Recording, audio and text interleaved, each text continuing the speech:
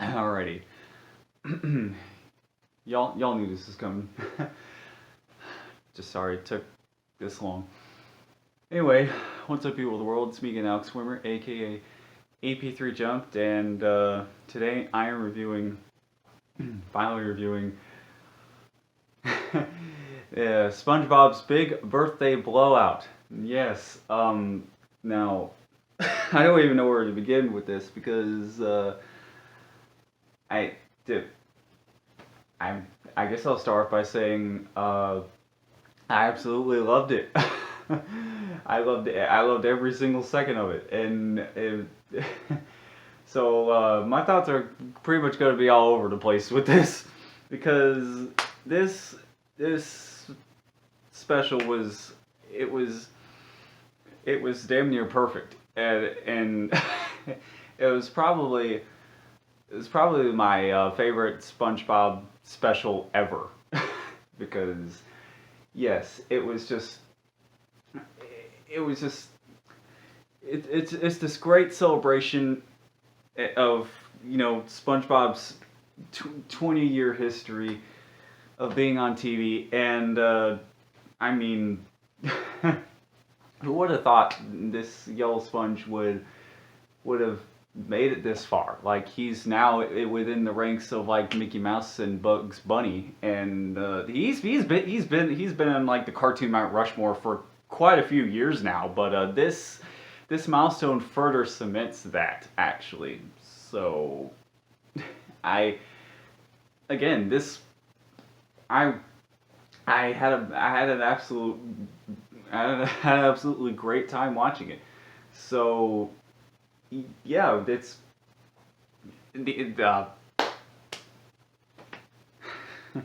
again, I just, well, where do I start now? Because this, I guess I'll say guess I'll explain the plot a little bit. So the main plot actually involves SpongeBob and his friends trying to throw a surprise birthday party for him, and Patrick has to distract him by taking him on a tour to the surface land. So yeah, SpongeBob and Patrick are going back to quote unquote surface land, aka the real world. They've been there quite a few times, and so yeah, I mean, that's the main plot. So I guess I'll say no particular order. Like I'll try to list everything I loved about the special that I possibly can. So I mean, there's so many references and Easter eggs and cameos, both character cameos from SpongeBob and celebrity cameos. So yeah, you know how the Super Smash Bros. Ultimate pretty much popularized the phrase "everyone is here." Now that actually has become my favorite catchphrase now, because that applies to this special here too. Everyone is here.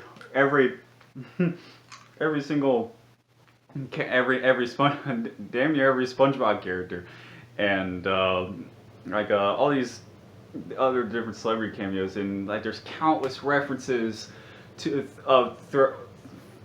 for the entire series, and I would be here all freaking day if I were to list all of them in one video.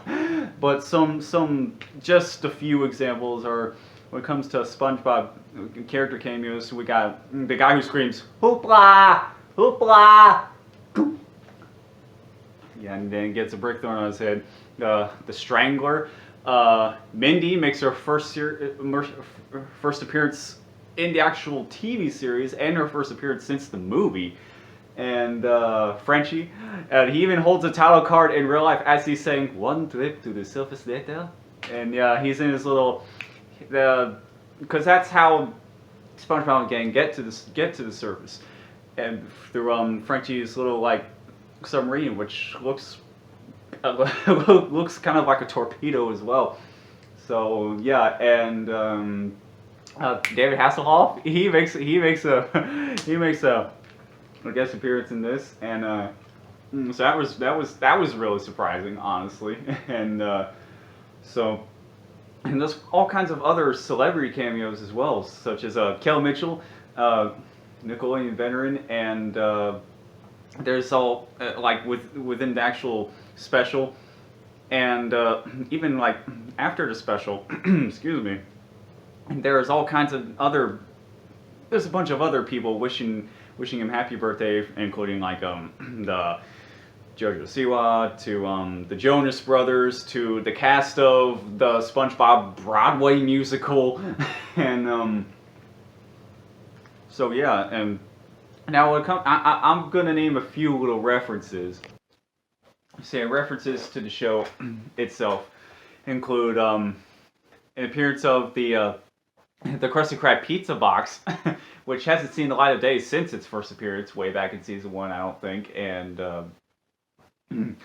So yeah, I've tried to do the SpongeBob anyway, and also the real life version of Patrick says not until 4 again. The same exact quote he said in the episode where SpongeBob broke his butt, and another reference to that same episode. In the real world, Surface Land, there were these office workers or whatever. They were wearing these gorilla masks, and then their boss was this guy in a gorilla suit. Now, whether or not that was the same gorilla as seen in the episode, I don't know. But either way, that's a really awesome reference to that.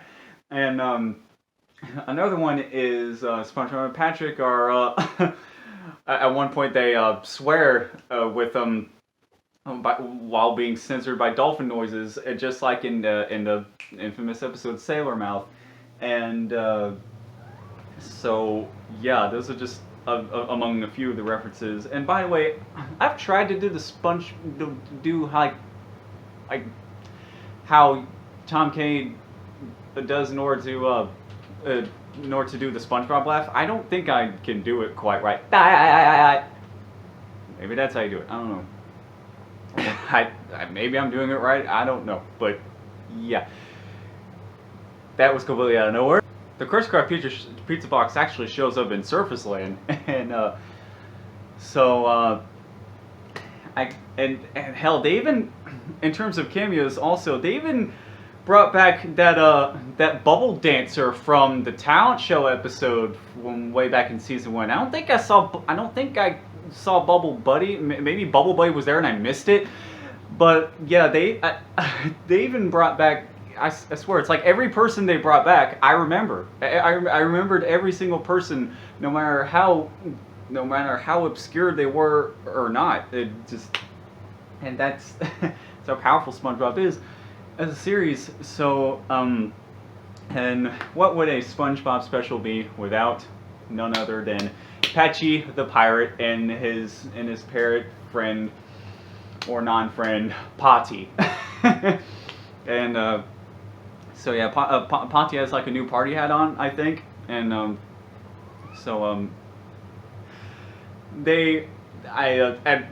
after the title screen shows up for the for like the beginning credits, they have a bird's eye view of Encino, California, I think, which is actually where Patchy lives.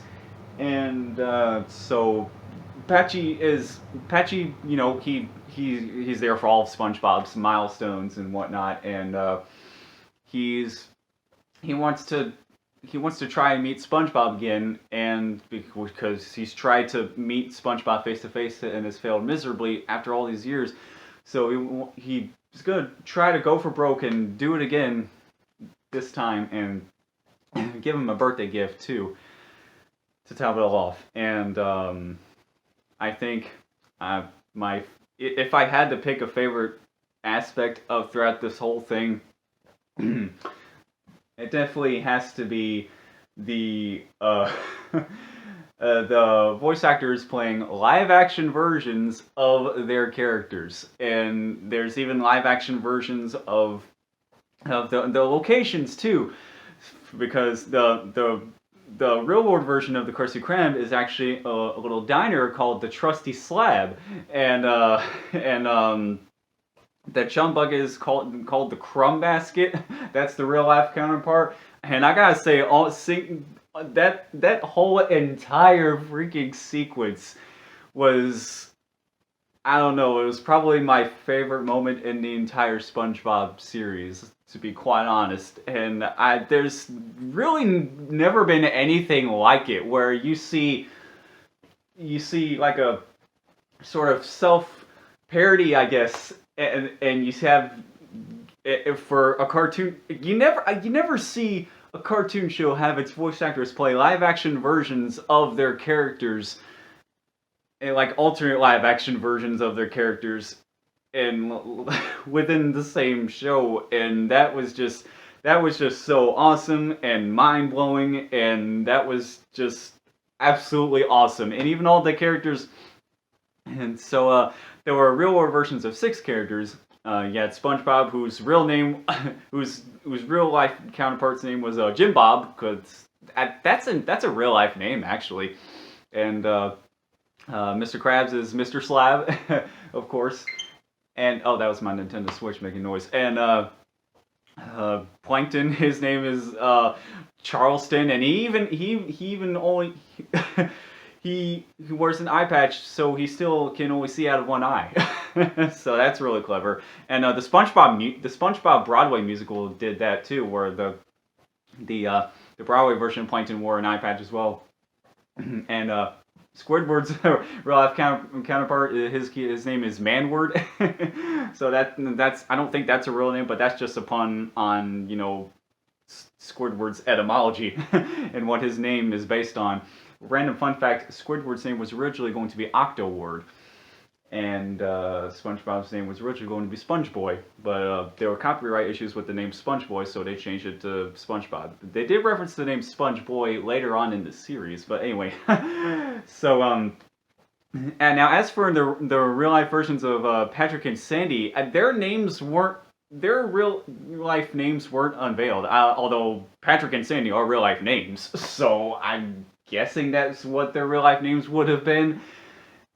I'm guessing, and they're for everything from the actors' portrayals to the costumes, and just seeing these characters in real life, and having the animated versions interact with with their real life versions as well. That is just like double icing on the cake right there.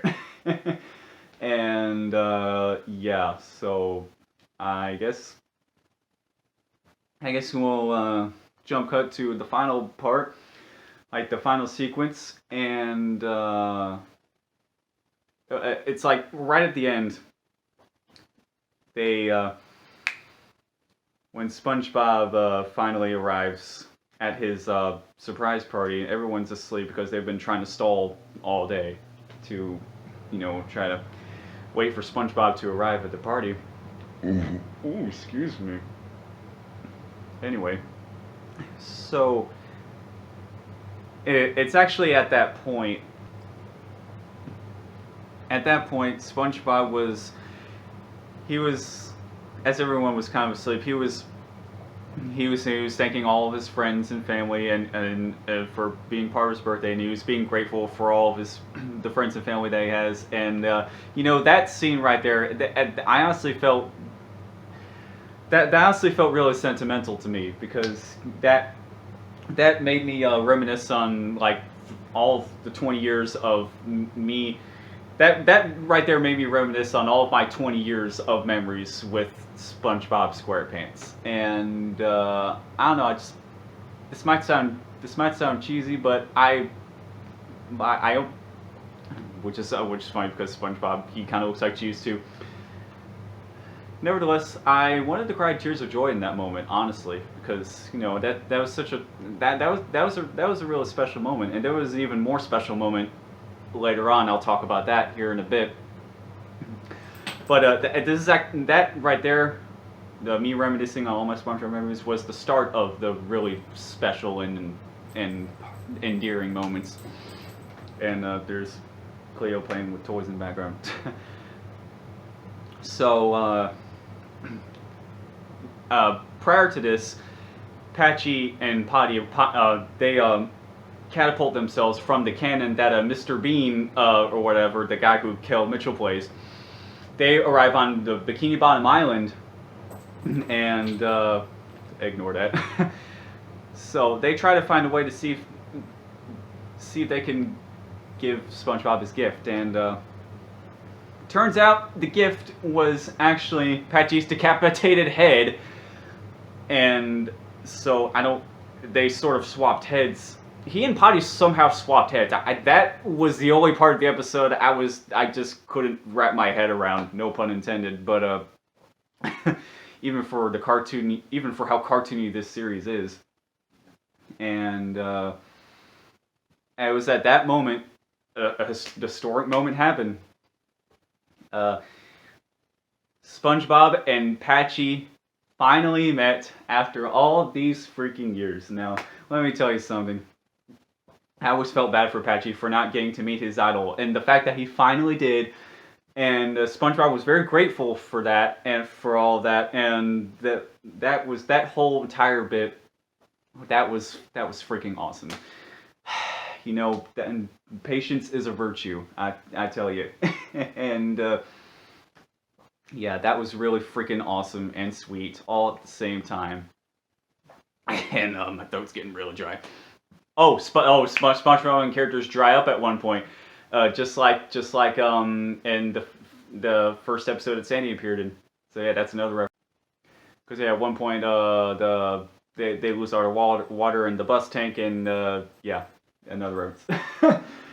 So after Patchy and SpongeBob finally meet, they all sing a birthday variation of the theme song. All SpongeBob's guests and the characters, and they all sing the birthday version of the theme song with new birthday themed visuals and everything. And right at the very end, Patrick asks, "Just how old are you today, SpongeBob?" And SpongeBob says, "Oh, well, I am," and the screen goes to static, and SpongeBob does his actually that right there is yet another reference to the episode Chris Pratt training video, where we thought the secret formula was finally going to be revealed to us, the viewer, but it was cut off at the very end, so there was no secret formula revealed. And the secret formula in real life in Surface Land is a secret sauce recipe instead. And yet Charleston still has a laser gun, apparently. There's laser guns in Surface Land too. But yeah. After the screen goes static at this part, SpongeBob does with his nose one last time before all these different celebrities wish happy birthday to SpongeBob, and then at the very freaking end it says, "Thank you, Steve Hillenburg." Now that was very freaking touching right there. And yes, thank you, Steve Hillenburg. So yeah, hold on, I got not dry. I need a cough drop before I could continue. But yeah, Steven Hillenburg. Yeah, I really want to say thank you so much, because this was, you know, he wasn't exactly, according to the beginning credits, he still produced this special, but he wasn't here to actually see it, and he passed away before even SpongeBob's birth year, because he passed away in November. He passed away in 2018, and I forget what month exactly, but yeah. So and yeah, I'm getting emotional now, I think. So yeah, thank you, Steven Hillenburg, for creating such a great show. I mean, so before I get to that, I want to give my final thoughts on the actual special, and I want to say that it was my favorite special of the entire series, and probably objectively now the best special too, regardless if it's my favorite or not. And so, and overall it was a great tribute and a great freaking celebration of 20 years of SpongeBob being on television. And So yeah, what does SpongeBob mean to me? It means a hell of a lot to me. You know, I was 3 freaking years old when SpongeBob came out, and I've been watching it ever freaking since. You know, and you know, because I was so young when the show first came out, if I could continue talking without my phone cutting off and stopping recording, since the show came out when I was so young, I could easily say that this was definitely, after Blue's Clues, this was definitely one of my first favorite cartoons and first favorite shows ever in my entire life. Like, SpongeBob is that special to me as a series and as a character too, you know. And you know, I've lost a little touch. I've lost touch with SpongeBob a little bit over the years. At one point, up until like season 4 or 5, I think I had watched every single episode, and then at that point, sure, SpongeBob has had its fair share of, you know, it's had a rough period in its life, but it was able to bounce back too. And so yeah, this, if you couldn't tell, this show, it really means a lot to me. The characters and SpongeBob himself really mean a lot to me, and to so many other people too. Like I said, SpongeBob, he's on the cartoon Mount Rushmore at this point, and his TV series is globally has become globally popular over the years. Sounds like I'm choking up. And it also could be the fact that it's so freaking cold in here. But yeah, I'll never forget the impact SpongeBob had on me, you know, growing up, and it became the longest running Nicktoon ever. And yeah, it's still going. It's transcended generations now. It's just one of those things where, yeah, it's, I like I said earlier, I never thought this SpongeBob would get this far. I know none of us did. Not even Steven Hillenburg thought it would get this far. And it's just awesome to see that this show that I grew up with literally since I was 3 freaking years old is still on TV today. And now at 23, I still am a fan of SpongeBob. And watching this special, it sort of reinvigorated my love for SpongeBob, and it really made me realize how much I truly appreciate the series and Steven Hillenburg for what he created. And so yeah, I love this show to death growing up, and thank you, SpongeBob, for pretty much changing my life when I was young, and thank you to all the voice actors, Tom Kenny, and especially, like, he played 5 freaking characters just in this special alone, and yeah, truly remarkable voice talents that this show has. And of course, last but certainly not least, I want to give another huge thank you again to Steven Hillenburg for, you know, creating such great show, such great series. And it's, even after 20 years, the show seems like it has no signs of slowing down. And so yeah, if for some reason you haven't watched this yet, then first off, I spoiled everything for you, and second off, if you're a SpongeBob fan, then you're my sports making noise again. If you're a SpongeBob fan, then you're definitely doing yourself a disservice by not watching this. And as a SpongeBob fan, I absolutely love this. And who knows how many more years SpongeBob is going to have. But you know what? It doesn't seem like it has any signs of slowing down, like I said. And the voices of Mermaid Man and Barnacle Boy too they also passed away. And I bet they would have appeared in this special too if they were still alive. There were references to them, and even the Dirty Bubble. There's like a tattoo. Bubble Bass had a tattoo of him on his butt or whatever. I can't exactly remember, or maybe it might have been underwear. I don't know, but yeah, this was a great special. It really was, and I think I've gone long enough. So if you like this special, let me know what you thought of it in the comments section below. And if you like this video, be sure to like it and subscribe and ring the bell to be notified of future videos I make. And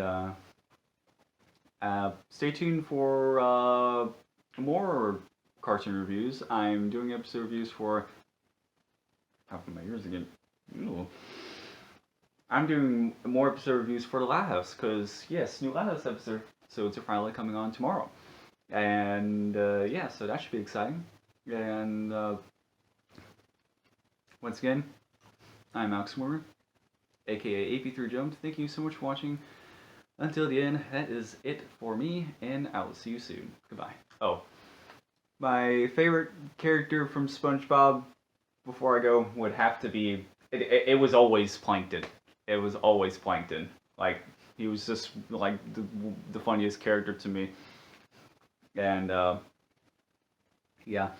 Favorite episode? Oh god, I don't know. I'd have to think harder on that. Favorite song? Shoot. It would have to come down between either Sweet Victory or I also really like the fun song, Campfire Song especially. And I don't know, if I had to pick a favorite, maybe it might be The Best Day Ever. I don't know. So, yeah. Alright. I'll see you soon. Goodbye. I don't own any yellow shirts, unfortunately, so wearing a blue shirt representing the ocean is the best I could do. Alright. Happy birthday, SpongeBob. You've earned it. Yeah. You've definitely earned your place amongst, you know, the cartoon greats. There will never be another cartoon like yours. Ever. Never mind.